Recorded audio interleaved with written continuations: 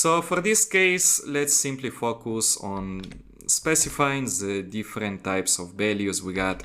Let's take this example, general furniture, okay?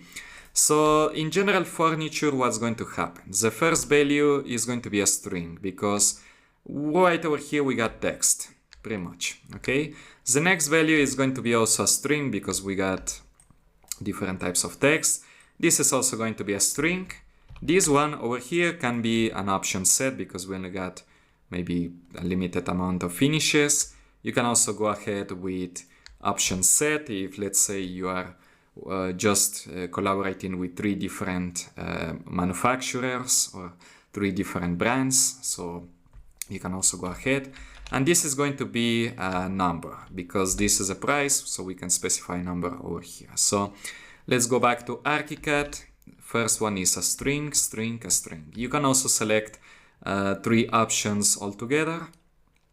And no, it's not going to apply for this case. Yeah, in this case, it's going to suck a little bit because it has to be one by one. We have to define string value over here, then string value and string value. But for the next one, we can go ahead, create an option set, which is going to be either one of these 3 finishes, white matte. And let's create an option set over here, white matte. Let's create another one, which is going to be pine wood. And then let's create the final one, which is going to be light brown, something like that, okay? So yeah, we can have 3 options over here. Then we got a brand, which we also can be an option set, Promobel, Monreve, or Mobile, however you want to call them. I'm just going to go ahead, create a new option set. Go ahead, Promobel, Monreve, and let's go ahead with the Mobile right over here. So we got the brand specified and the price is going to be a number, okay? So yeah, the price right over here is defined. And something also to keep in mind, extremely important, is the default value.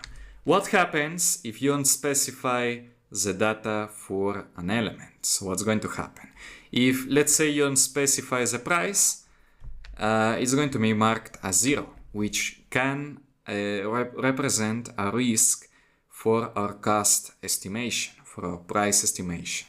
So maybe for a price, just to keep in mind, it's best that we get an error when creating a schedule than ArchiCAD considering the 0 price, and once we get into the construction process, we're a little bit short in our cost or in our price, okay? So just keep that small detail in mind, which is the default value that is going to be assigned when you, in case you don't specify anything over here. So let's say that the main manufacturer is going to be maybe this one over here. Whichever element you don't specify is going to automatically set Promobel. Whichever whichever finish you don't specify is going to be white matte, okay? The link, maybe we can set this to undefined. The ID, well, it's going to be pretty much the same. If it's the same, we might assign a value by default, okay, which is going to be this type of value, okay, or maybe something like that. And the product, we can go ahead and also define this as undefined because the product is going to be different for each type of element, okay? But if you, let's say, you get something which is pretty much the same, let's say, in sanitary, it's much easier. If you notice over here, the brand is pretty much the same. It's going to be urea, okay? That's the brand. So if the value is by default the same for pretty much all the objects you position, you might as well go ahead and, for example, in sanitary furniture, set the brand by default, which is going to be urea, okay? And we don't actually need to do anything else. Everything by default is going to be urea, okay? So pretty much this is how you're going to start defining your values. Keep in mind which is the default value if you don't specify anything, and always be mindful about the type of value you specify over here. So what I'm going to do is I'll take some 5 minutes and I'll make sure that all the values over here are correctly defined.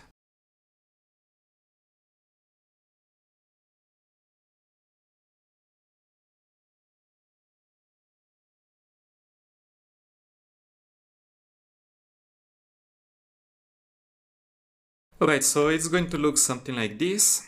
General furniture, we already mentioned how. In electrical, the first values are going to be string, 3 of them undefined, and one of them has a default value, which is the brand, the same brand for pretty much all the lights, Technolight. Then we got the application, we can set this as an option set, and if it doesn't, if it's not defined, well, it's going to be suspended, okay? In option set, we can select from these 3 different options. Then we got the power consumption, which is going to be a number, undefined, okay? Lumens, it's going to be an integer, undefined, the color temperature expressed in kelvins. We got the color rendering index, which is, well, it's going to be an integer, but the default value is going to be set at 80, unless we change it. And the lifespan is also a default value at 20,000 hours by default.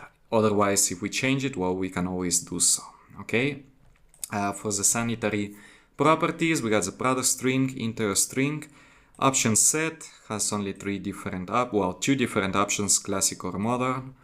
For the materials, it's an option set, which is undefined by default. The brand is going to be a default value, urea, for pretty much everything.